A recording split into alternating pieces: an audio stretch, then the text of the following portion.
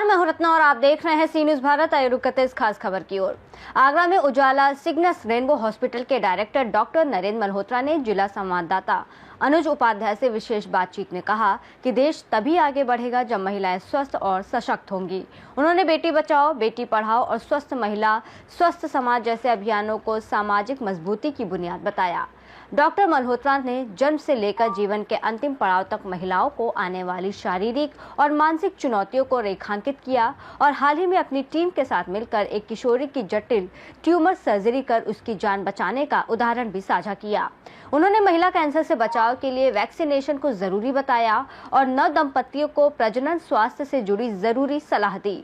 उजाला Cygnus rainbow hospital में उपलब्ध चिकित्सा सुविधाओं के बारे में जानकारी देते हुए उन्होंने आधुनिक IVF प्रणाली की उपयोगिता पर भी प्रकाश डाला।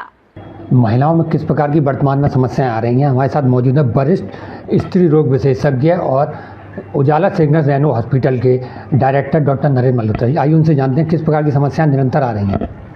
नमस्कार। तो महिलाओं में कई समस्याएं, महिलाओं में गर्भावस्था से लेकर मृत्यु तक समस्या ही समस्या है। इतने पड़ाव एक महिला को होते हैं। जब महिला एक जो है गर्भ में होता है, फीमेल चाइल्ड, तो बेटी बचाओ बेटी पढ़ाओ आ जाता है। बेटियों की हत्या, गर्भ में होना, ये बहुत बड़ी समस्या थी। इससे हमने देखा था कि हमारा कितना सेक्स रेशो बदल गया था और जब कानून आया तो थोड़ा सा इम्प्रूवमेंट हुआ है। जब ये लड़की पैदा होती है और स्कूल जाने का टाइम होता है या 5 साल पोषण का टाइम होता है और टीके लगवाने का टाइम होता है, तो भी देखा गया है कि घर में या गांव में और कई पढ़े लिखे लोगों में भी लड़के को ज़्यादा खाना खिलाया जाता है लड़की के माफिक।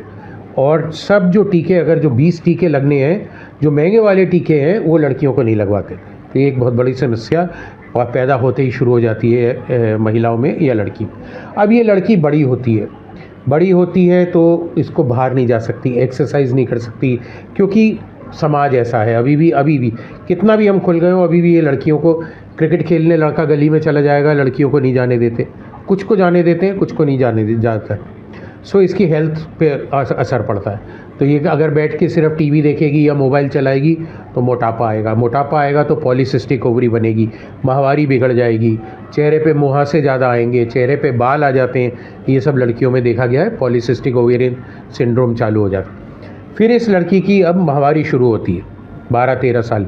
ये देखा गया है कुछ जल्दी शुरू होने लग गई है आजकल। माहवारी शुरुआत में भी बहुत सारी समस्या है। ज़्यादा माहवारी आना, दिन चढ़ के होना, कम माहवारी आना, बहुत तीव्र दर्द होना, इसको भी कभी कभी निगलेक्ट कर देते हैं पेरेंट्स जो हैं, माँ बाप जो हैं, डॉक्टर के पास नहीं ले जाते। तो कभी कभी अंदर जो है एंडोमेट्रियोसिस जैसी बीमारी बनती रहती है और पॉलीसिस्टिक ओवेरियन जैसी बीमारी सो अगर लड़कियों को ये परेशानी हो रही है इस टाइम पे 12, 13, 14 साल पे, तो ज़रूर से इलाज कराना चाहिए। नहीं तो कभी कभी 5-6 साल लग जाते हैं ये डायग्नोसिस बनाने में। अब ये लड़की कॉलेज आ गई है, अब ये कॉलेज की समस्या, अब कॉलेज आ गई है तो इसका मेल मिलाव लड़कों से और लड़कियों से और व्यवहार हो गया। सो अब ये एक्सपोज्ड है, जैसे कि फिल्मों में दिखाया है, लव अफेयर, लड़कों के साथ दोस्ती और कभी कभी सेक्स में। सो आजकल ये भी देखा गया है कि शादी से पहले कॉलेज की लड़कियां लड़के बहुत सारे सेक्सुअल एक्टिविटीज़ में, सेक्सुअली ट्रांसमिटेड डिजीज़, HIV, ये सब खतरनाक बीमारियां इस पे लग सकती हैं अगर ये लड़कियां और महिलाएं ठीक नहीं हो। फिर अब इस लड़की की शादी होती है।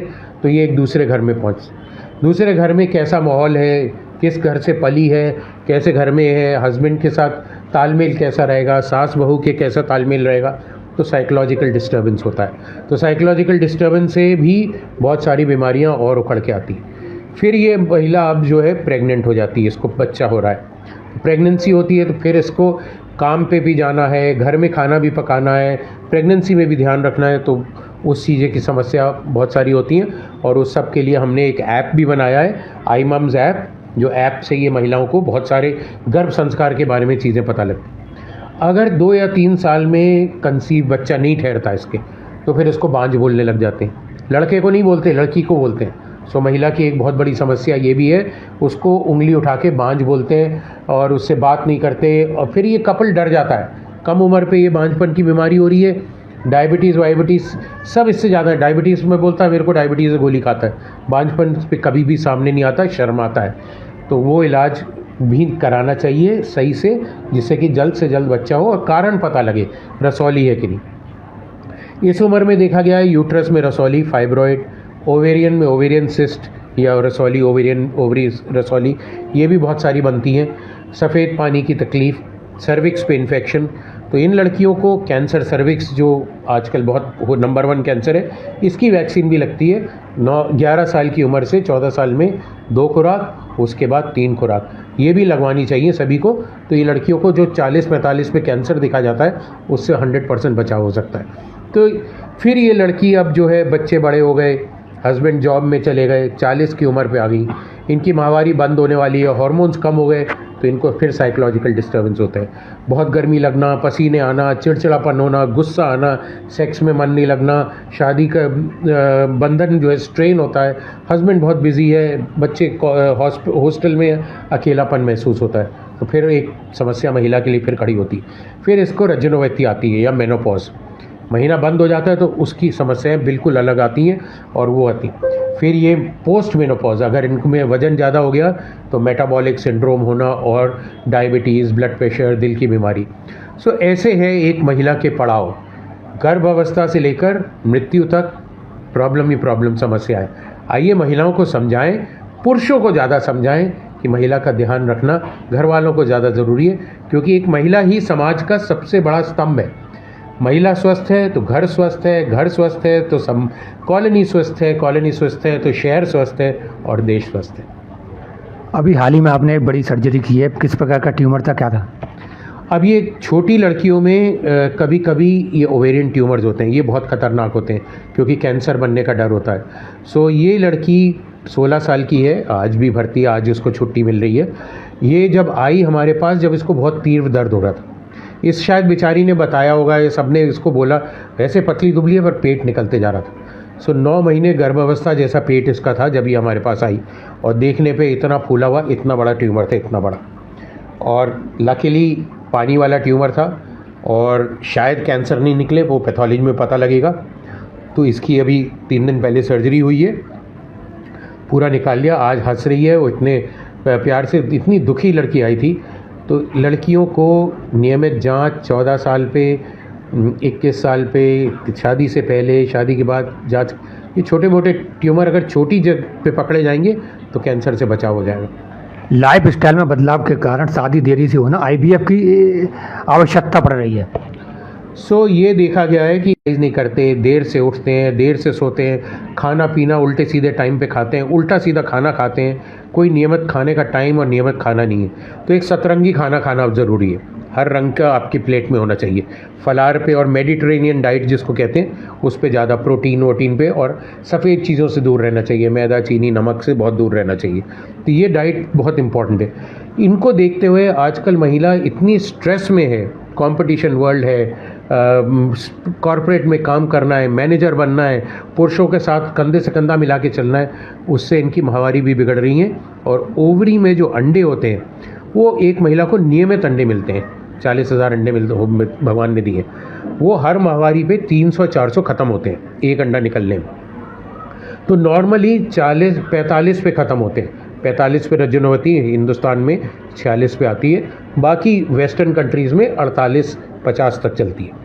सो ये देखा गया है कि ये अंडकोश जल्दी अंडे ख़त्म होना शुरू हो गया है लाइफस्टाइल से, और इन महिलाओं को माहवारी की तकलीफ़ हो गई और कंसीव बच्चा पैदा। तो शुरू में तो शादी लेट करती हैं, फिर कैरियर है कि हमें मैनेजर बनना है, हमें ये बनना है। तो अगर 35 साल आपके निकल गए और फिर बच्चे के सोचेंगे तो बहुत मुश्किल होगी, और IVF ज़्यादा से ज़्यादा लोगों को कराना पड़ेगा। तो जल्दी अपना कैरियर प्लान करें, बच्चे को थोड़ा पहले ले आए, कैरियर तो फिर भी आ सकता है, बच्चा आने में दिक्कत होगी। IVF की तकनीकी अपने आधुनिक है, किस प्रकार की तकनीकी है, क्या कुछ है? सो IVF एक बहुत लोगों को अभी भी भ्रम है कि ये बहुत अननेचुरल चीज़ है और अलग है, ऐसा नहीं है। IVF से अभी भी शर्माते हैं, लोगों को नहीं बताते। डायबिटीज़ का आप इलाज लेते हैं ना, ब्लड प्रेशर का लेते हैं ना, हार्ट में स्टेंट डलवाते हैं ना, ऐसे IVF में आपका अंडा बाहर निकालेंगे, आपके हस्बैंड के स्पर्म से भ्रूण बनाएंगे और आपके गर्भ में डाल देंगे। आप ही का अंडा, आप ही के हस्बैंड का स्पर्म, आप ही का गर्भ, आप ही का बच्चा, ये IVF है। पर फर्टिलाइजेशन बाहर होता है कि किसी कारणवश अंदर नहीं हो पा रहा है, नली ब्लॉक है, पीसीओ है, एंडोमेट्रियोसिस है, शुक्राणु कम है, शुक्राणु कमज़ोर है, लाइफस्टाइल प्रॉब्लम है। कभी कभी जिनके बिल्कुल ही शुक्राणु नहीं होते या जिन महिलाओं के बिल्कुल अंडे नहीं होते, उनका अंडा या स्पर्म के बैंक से लेना पड़ता है। ये नामामूली चीज़ है। बहुत कम 1% को सरोगेसी करा, जिनके बच्चेदानी खराब हो गई है या बच्चेदानी कुदरती नहीं है, उनको फिर सरोगेट मदर में, वो भी आप ही का बच्चा है, जेनेटिक, आप ही का अंडा, आप ही के हस्बैंड का, गर्भ दूसरा है, बस that is it. So IVF से मत घबराइए, मत शर्माइए, ये एक बहुत अच्छा इलाज है। 60-70% इसका रिजल्ट आ रहा है। अगर आपको बच्चा नहीं हो रहा है, जल्दी से जल्दी लीजिए, उल्टे सीधे इलाज हकीमों के चक्करों में नहीं पड़िए, क्योंकि अगर लेट हो जाएंगे तो IVF मुश्किल हो जाएगा। एक आखिरी सवाल, नव दंपतियों को लेकर क्या कुछ सुझाव देंगे? तो नव दंपतियों के लिए मेरा सुझाव है कि आप एक दूसरे से compete नहीं करिए, कंपटीशन नहीं है, आप एक दूसरे को कॉम्प्लीमेंट करिए।